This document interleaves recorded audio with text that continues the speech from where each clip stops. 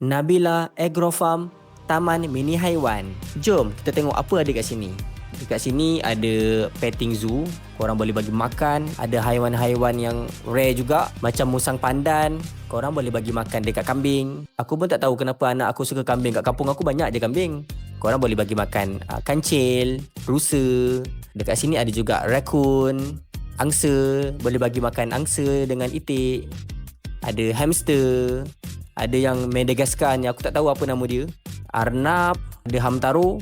Dekat dalam sangkar ni korang boleh bagi burung-burung makan. Spesies-spesies burung yang agak menarik dan nampak bijak. Ni anak aku suka.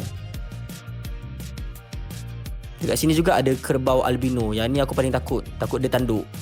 So memang menarik. Selain haiwan, korang boleh juga datang untuk memanah lah dekat sini. Cuma kena bayar. Dan sudah tentu ada kuda untuk korang boleh naik kuda ni. Best tempat ni agak santai dan relax. Kalau korang berminat, tempat ni bertempat di Pantai Negeri Sembilan. Jom pergi.